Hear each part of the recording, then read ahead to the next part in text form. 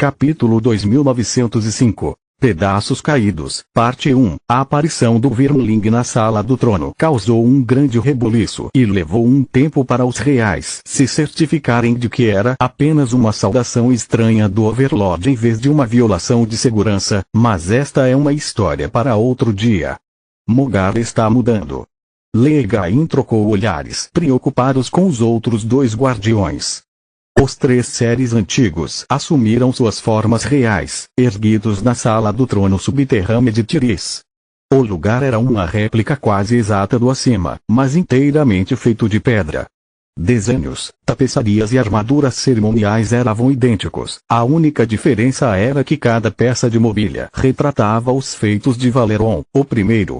Não havia vestígios ou menção de nenhum de seus descendentes, nem mesmo dos filhos que ele havia gerado com Tiris. A sala de pedra era um lugar fixo no tempo, onde tudo era o mesmo desde o dia em que foi coroado como o primeiro rei das terras que ele havia unificado sob o nome de Grifon. No trono ao lado de Tiris, estava sua estátua realista, usando o conjunto Saefel completo. Apenas sua cabeça estava exposta, seu cabelo castanho escuro desgrenhado pelo vento e seu rosto fixo em um sorriso amigável e caloroso, enquanto ele dava as boas-vindas aos seus amigos mais leais em seu novo lar. Até 2 décadas atrás, nós, guardiões, raramente saíamos de nossos respectivos territórios e raramente aparecíamos na frente de não despertos. Legain moveu seus olhos para a Fênix Branca. Salark era uma exceção, mas mesmo ela raramente empregaria mais poder do que uma besta imperador comum. Agora, em vez disso, cruzamos nossas fronteiras diariamente, desde o dia do Sol Negro, nos mostramos à população várias vezes. Chegamos ao ponto em que estamos interferindo diretamente na vida cotidiana e afetando o equilíbrio. Você está me repreendendo por matar Taimos. O Grifon dourado rosnou, seus olhos se estreitaram em fendas flamejantes de mana branca. Se fosse Sharjane chorando e implorando para você parar com aquele pedaço imundo de magia proibida, você teria agido diferente. Não, longe disso.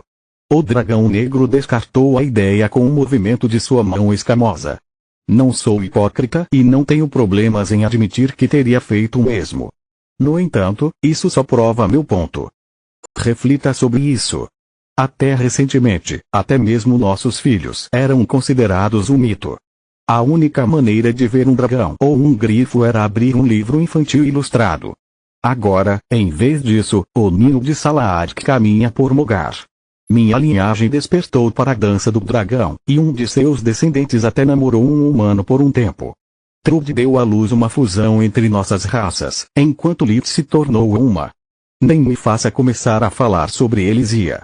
Eu concordo com você. Tiris se acalmou após ponderar suas palavras. Mais coisas aconteceram nas últimas 2 décadas do que nos últimos 2 milênios. As abominações estão de volta ao caminho da evolução. Trud encontrou uma maneira de nossos filhos menores se tornarem bestas divinas, e Glemos estava perto de desfazer o dano que muitas espécies caídas causaram a si mesmas. Não se esqueça de que você invadiu o território de Fenagar 2 vezes, de que espancou Ilesa até virar polpa e aniquilou o conselho de Verendin, e de que Rogar invadiu minha casa. Salark disse.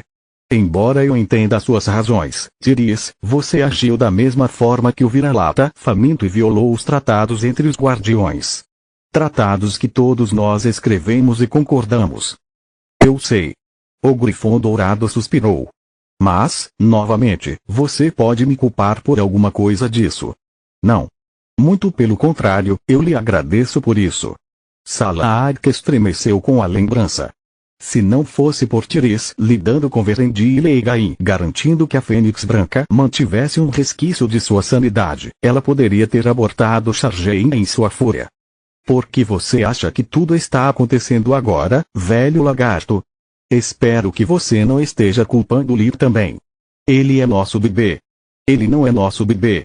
O dragão negro rugiu indignado. Ele é outro produto dos esquemas de Mogar. A única diferença é que ele não está falhando como todos os anteriores. Para responder à sua pergunta, não, eu não o culpo. O mestre, Trude, Glemos, eles existiam antes mesmo de Lilith nascer e trabalharam em seus respectivos projetos por décadas, se não séculos, antes de colocá-los em movimento. Se alguma coisa, eu acho que é o contrário. Lilith foi colocado no conselho por causa deles. O que você quer dizer? A Fênix Branca inclinou a cabeça em surpresa. Que ele é algum tipo de contraponto a todas essas coisas? Isso seria ridículo. Mogar não tinha como saber que Lilith teria conseguido despertar e fundir suas linhagens, muito menos fazer amizade conosco. Se ele tivesse tratado Solos mal ou tentado explorar minha gentileza, ele teria morrido anos atrás.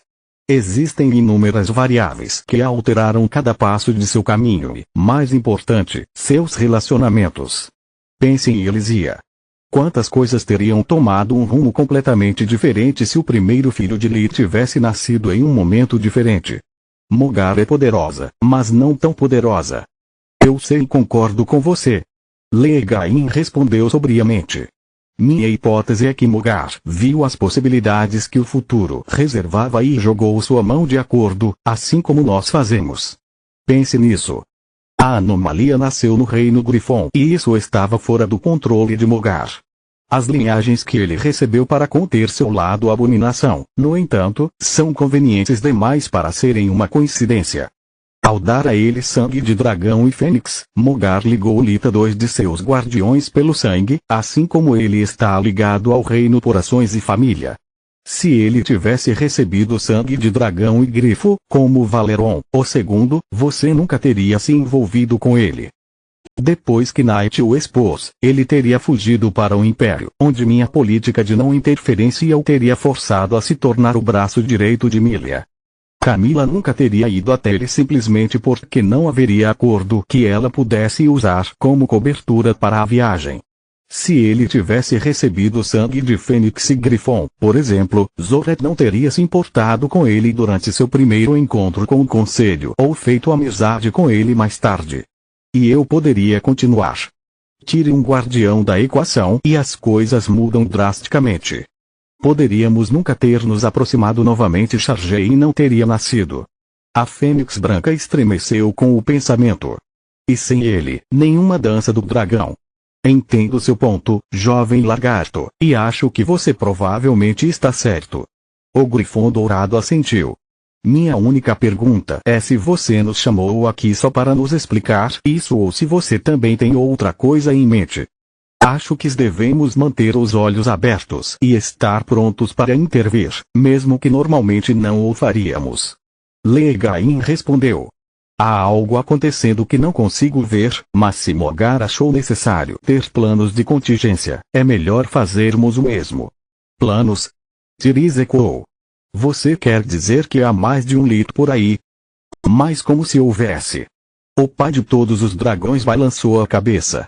Se minha hipótese estiver correta, eles estão todos mortos agora. Capítulo 2906. Pedaços Caídos, Parte 2, o Palácio Valeron, Sala do Trono nos andares superiores, na mesma época. Depois que Mart levou Lilith e sua família até a realeza, o mago ficou surpreso ao ouvir o rei falar sobre a destruição da cidade perdida de Taimos nos mesmos termos que Solos. Eu sei que não foi por suas mãos que a Fortaleza Eterna encontrou seu fim. Pelo menos, não diretamente. Mas se não fosse por sua presença, Laditiris não teria intervindo e a expedição teria falhado. Com uma maré monstruosa e uma cidade perdida a menos para lidar, seremos capazes de reunir recursos mais rápido do que planejamos. Em breve teremos os meios para espalhar as tablets para todo o reino e construir os primeiros trens não militares. Por isso, você tem nossa gratidão e gostaríamos de recompensá-lo como você merece. Obrigado, Vossa Majestade. Lilith fez uma reverência aos reais. Não preciso de nada no momento, mas se algo vier à mente, eu os aviso. Não tenha pressa. Não há pressa. A rainha sorriu para ele. Ela havia recebido relatórios sobre o desempenho do localizador de caminhos e dos Dolorans armados. Graças a eles, o poder militar do reino finalmente superaria o do Império e do Deserto, tornando suas fronteiras seguras pela primeira vez em séculos. Antes de mandá-lo de volta para sua família, tenho uma tarefa simples que quero lhe confiar. No estalar de dedos, a rainha fez um pergaminho aparecer em suas mãos e o passou para Lith. A coroa gostaria de começar a construir carros civis. O primeiro lote seria apenas um experimento para ver como as pessoas lidam com a mudança. A produção em massa viria depois, se viesse. Lith desenrolou o pergaminho, descobrindo que ele continha uma série de desenhos sobre possíveis designs alternativos para o DeLorean e suas especificações sugeridas. A realeza queria que ele limitasse a altitude que um carro civil poderia atingir a alguns metros no máximo. Dessa forma, o motorista ainda poderia desviar de obstáculos verticais e horizontais, mas não poderia passar por cima dos muros da cidade e evitar controles, nem escapar da detecção ao cruzar as fronteiras com outros países. A realeza também queria que ele limitasse a velocidade máxima de um DeLorean ao terceiro entalhe da alavanca.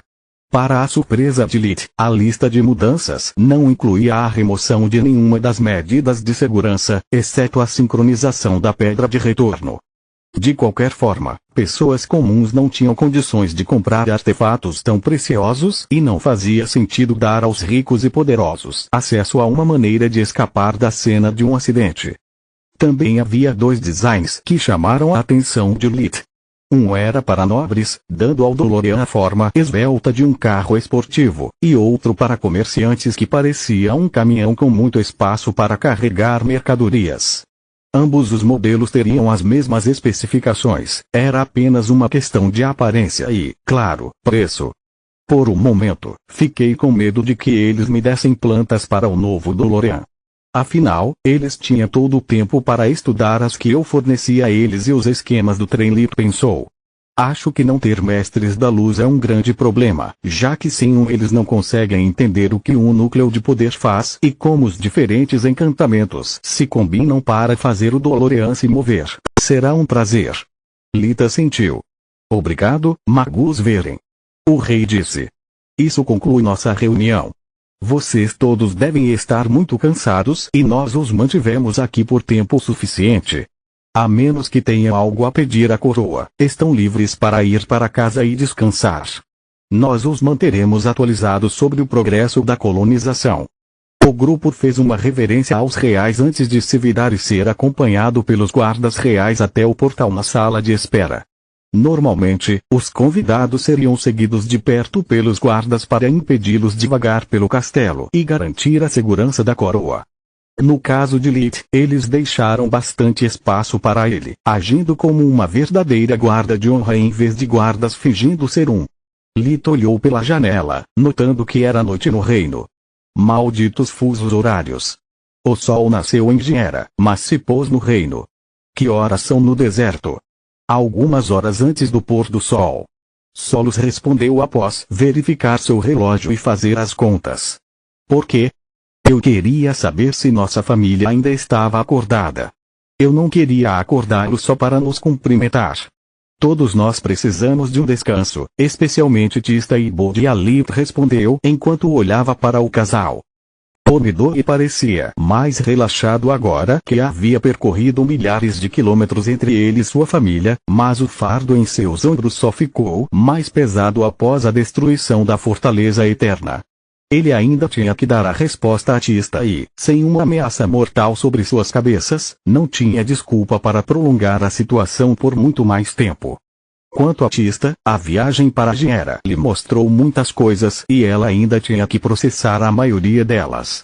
Não era apenas sobre seu relacionamento, mas também sobre o quão cruel era a sociedade desperta e o perigo que as cidades perdidas representavam. Eu pensei que o Grifo Dourado fosse uma exceção. Afinal, ele nunca teria se libertado sem a ajuda de Trude, nem teria se tornado tão poderoso sem suas modificações. Tista pensou. Mas não foi exceção, foi a norma. O reino está cheio de monstruosidades como essa e basta um deslize para libertá-las e transformar Garley em Gera. Viver no deserto não parece mais tão ruim. Durante suas batalhas passadas, Tista culpou suas lutas por seu núcleo de mana e pelo fato de que ela era apenas uma híbrida. No entanto, mesmo depois de alcançar o Violeta e se tornar uma besta divina, o sentimento de desamparo não mudou. Enfrentar a maré monstruosa a deixou humilde, enquanto lutar contra Paimos a fez se sentir tão pequena quanto quando ainda era humana. Verdade seja dita, todos ainda estavam abalados pela batalha contra a Fortaleza Eterna. Pela primeira vez na vida de Solus, a torre não foi o suficiente para garantir a vitória, e isso abalou sua confiança também. Camila ainda tinha pesadelos onde via o corpo quebrado de Lith caindo pelo acampamento repetidamente. O som de seus próprios gritos e os choros das crianças ecoavam em seus ouvidos por horas depois que ela acordava desses sonhos. Apenas Elisia e Valeron, o segundo, pareciam ter superado isso assim que a luta acabou. Eles pararam de chorar no momento em que foram amarrados ao peito de Lith e ouviram o som de seu batimento cardíaco. Droga, não quero pensar no que teria acontecido se eu não tivesse mudado de ideia sobre esse pequeno sujeito. Lith balançou o dedo na frente de Valeron, que o agarrou e o levou à boca. Isso provocou a ira de Elisia, que fez birra até receber um dedo também. Continua no próximo vídeo.